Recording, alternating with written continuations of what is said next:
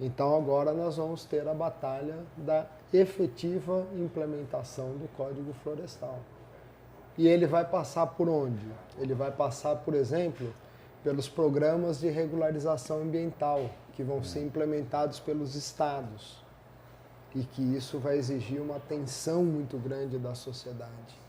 Como que vão ser implementados esses programas de regularização ambiental? Será que as regras que estão nesse projeto que vai sair do Congresso, depois do veto da presidente, vão ser efetivamente respeitados, ou as interpretações dos vários governos estaduais ainda vão relaxar mais essas regras? Olha, eu acho que a gente vai ter ambiental? E o cadastro ambiental que vai ter que ser implementado no país inteiro? Eu acho que a gente vai ter uma disputa pela interpretação da lei, claro, né? Como isso sempre ocorre com uma nova lei quando ela é promulgada, né? No entanto, eu acho que a gente vai ter uma lei mais efetiva, né? Porque, apesar de tudo, né, do processo atropelador, como se deu, toda a reforma do Código Florestal, né, houve uma participação muito maior da sociedade brasileira no acompanhamento, na cobrança, né, na vigilância sobre esse processo, né, inclusive parte do setor ruralista. Né?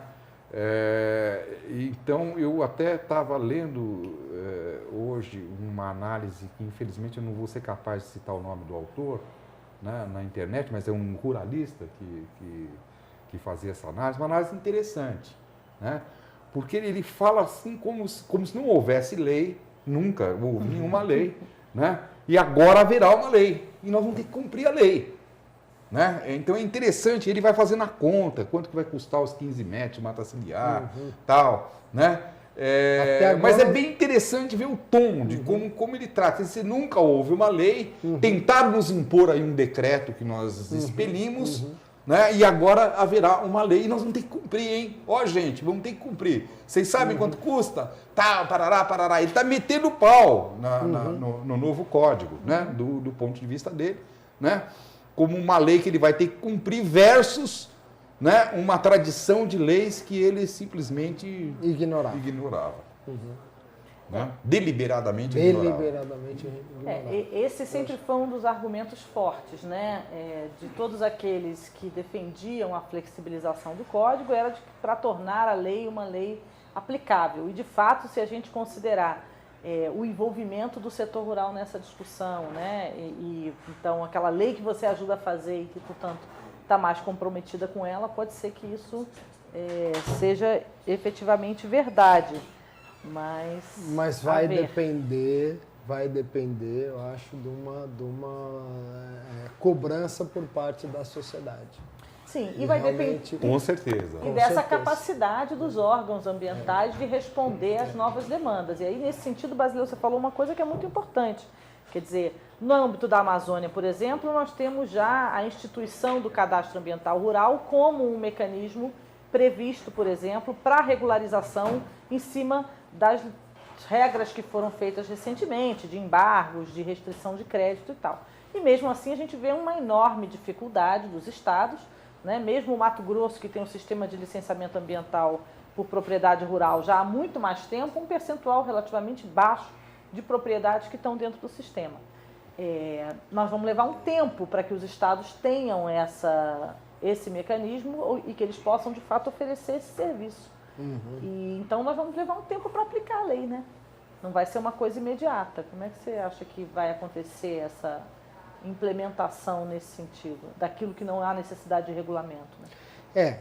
Também nesse sentido, o texto que sai da Comissão de Meio Ambiente é melhor do que o texto que vinha aprovado da Câmara e que vinha aprovado da Comissão de Constituição e Justiça, da Comissão de Ciência e Tecnologia, no próprio Senado, onde esse prazo para implementação dos programas de regularização ambiental, do cadastro ambiental rural e etc., eles poderiam ser prorrogados indefinidamente, quantas vezes quisesse, enfim, e enquanto fosse prorrogado, não se podia aplicar multas todas já aplicadas permaneciam suspensas, etc. e tal. Era quase uma anistia absoluta para todos sempre, né?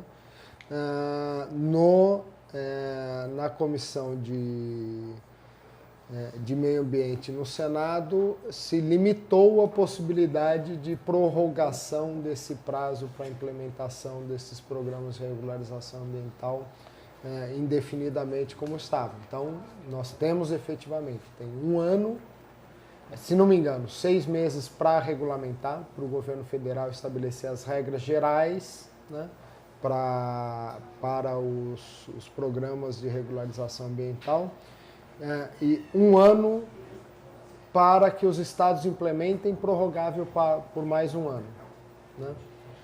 E depois de implementado pelo Estado, estabelecido as regras, disponibilizado para adesão dos proprietários, aí os proprietários têm um ano para aderirem ao programa, que pode ser prorrogado por mais um ano também. Então, resumindo tudo, no prazo aí dos próximos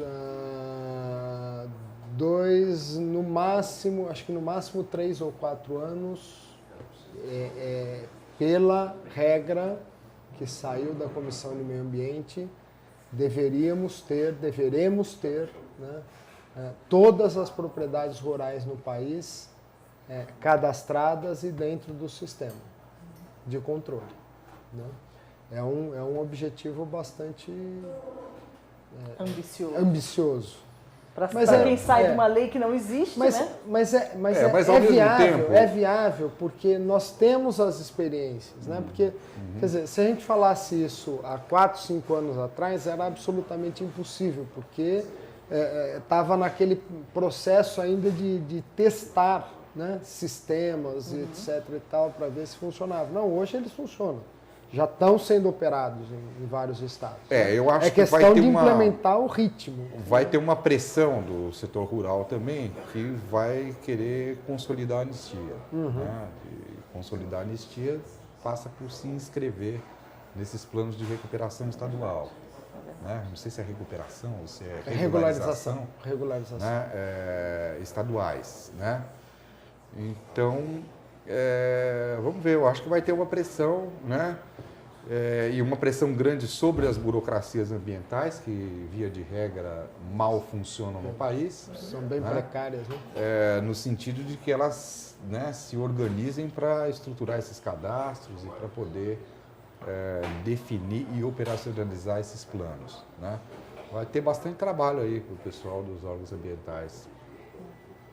Bom, esperamos, pelo menos isso. De qualquer maneira, ainda estamos acreditando muito no veto à anistia, no veto aos dispositivos que vão permitir novos desmatamentos.